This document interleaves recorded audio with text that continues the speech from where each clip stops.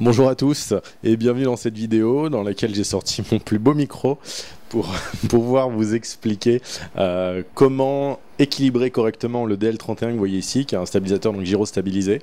Voilà, donc dans un premier temps, d'abord on va s'intéresser à comment charger les batteries. Elles sont un peu plus compliquées à charger que des batteries de caméra. Et puis ensuite, on s'intéressera à comment équilibrer correctement la bête pour en tirer le meilleur. Alors forcément, on va avoir besoin de charger les batteries. C'est un petit peu spécial pour charger les batteries, donc de quoi est-ce qu'on a besoin? On va avoir besoin forcément du chargeur, on va avoir besoin de l'adaptateur secteur, évidemment, de la batterie qu'on a rechargée, hein, parce que sinon c'est un peu bête, et puis le câble qui va relier la batterie au chargeur. Alors, le chargeur en lui-même, il a plein de boutons, c'est génial, c'est super, il est un petit peu spécial, on va expliquer et détailler un petit peu après à quoi ça sert. Ça ne charge pas aussi facilement qu'un chargeur de LP6. Donc, première chose qu'on va faire, c'est qu'on va brancher la batterie, donc le petit domino blanc sur la prise correspondante. On va brancher notre câble rouge et noir, donc le rouge dans le rouge, tandis que le noir, lui, attention, il va dans le noir. Voilà. Et pour les daltoniens, bah, c'est la même chose. Ensuite, on relie notre batterie à ce petit câble, super, et on branche l'alimentation secteur. Voilà, donc là il s'allume, c'est génial. Alors, qu'est-ce qu'on a? Le premier écran, c'est celui-là, l'hypo charge. Si j'appuie sur le bouton Enter tout à droite, merci Clovis, donc se met à clignoter 2,6 ampères. C'est l'ampérage que vous voulez pour vos batteries, donc vous n'y touchez pas.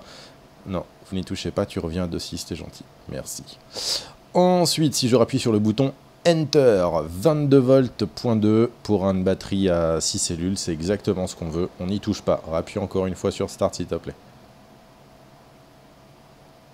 Merci. Maintenant on va appuyer pour lancer la charge, on va rester appuyé 5 secondes. Oui c'est ça, 2,6 ampères, 22,2 volts. On va rester appuyé 5 secondes sur le bouton Start. Enfin allez, 2 secondes. Voilà, batterie check, donc il vérifie la batterie, c'est bien, c'est compatible, c'est cool. Ça ne charge pas encore, il faut appuyer sur Start pour lancer la charge. Donc là, comme la batterie est pleine, on ne va pas appuyer sur Start. Voilà, ça c'est comment charger les batteries.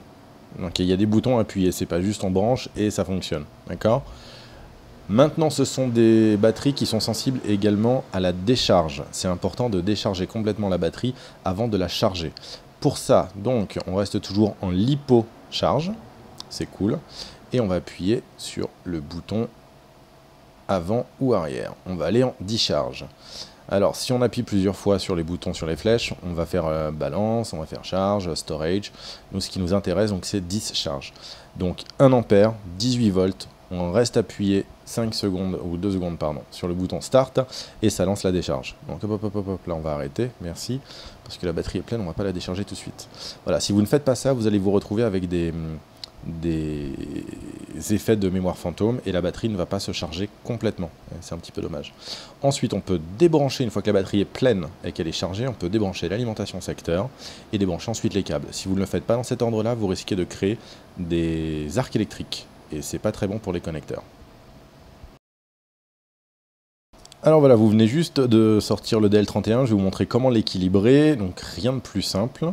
Vous avez ici en dessous une vis, une petite vissounette qui va servir à accrocher le boîtier, donc 5D ou 7D ou n'importe quel DSLR, GH3, enfin ce que vous voulez. On le serre bien, on utilise un petit tournevis pour le serrer très correctement en veillant à ce qu'il soit bien parallèle et bien droit par rapport à la semelle. Ensuite, on vient y poser ce petit capteur. Donc il est autocollant, on le met dans le coin inférieur droit de l'écran. Bien à plat, bien droit, c'est important. On peut ensuite mettre l'optique. Alors, on n'oublie pas de retirer le capuchon, de retirer éventuellement le pare-soleil si besoin est, et de mettre une batterie et une carte, hein, parce que si on équilibre sans tout ça, on sera un petit peu triste. Première chose qu'on va faire, on va dévisser ces 4 petites vissounettes. Version accélérée, mesdames et messieurs, effet spécial, et oui, tout à fait, on recule devant rien, puzzle vidéo. Ça fait coulisser la semelle avant-arrière pour trouver un équilibrage. Donc là, on va essayer de trouver un point d'équilibre avec cette semelle. Donc maintenez bien le boîtier pour pas trop qu'il bascule en arrière. Une fois que vous avez trouvé ça, serrage en accéléré, et oui, deuxième effet spécial. Voilà, Maintenant, il va falloir qu'on équilibre le droite-gauche. Vous voyez qu'il y a un problème d'équilibrage sur ce qu'on appelle le roll. L'axe du roll, c'est l'axe du tilt droite-gauche, en fait. Donc on a un petit peu croqué sur la droite et sur la gauche. On va du coup dévisser ces 4 vis sous net et on va pouvoir faire coulisser l'intégralité de la semelle sur le tube inférieur.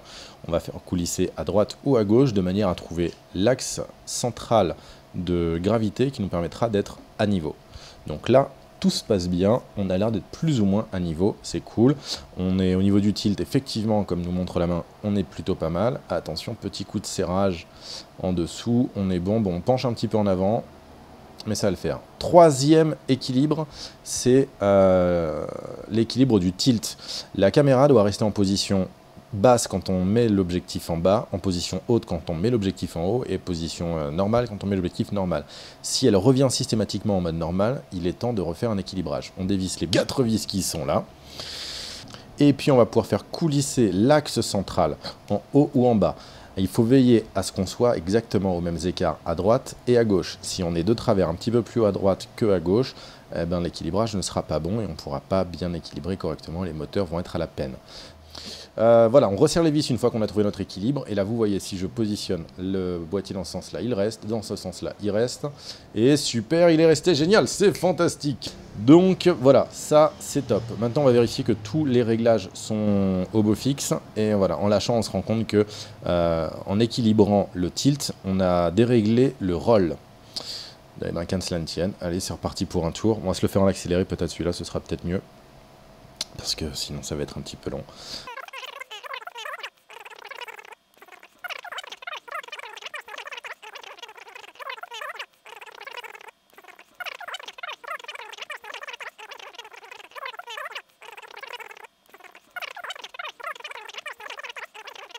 Et voilà, ça y est, c'est bon, nickel.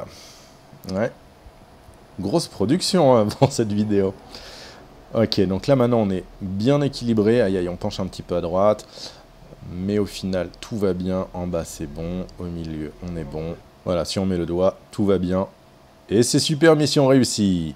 Alors ensuite, qu'est-ce qu'on va faire? Donc, on va allumer notre télécommande. Alors, c'est pas aussi simple que d'appuyer sur le bouton Power. On va baisser la manette de gauche intégralement. Et à ce moment-là, on appuie sur le bouton Power en gardant la manette vers le bas. Les 2 diodes rouges s'allument et super, c'est allumé. Ensuite, il faut connecter la batterie au reste du gimbal. Et là, attention, magie, magie, magie. Voilà, super, génial. Ce sont les sensors qui s'initialisent, c'est normal qu'il y ait ce petit à-coup, hein, tout va bien.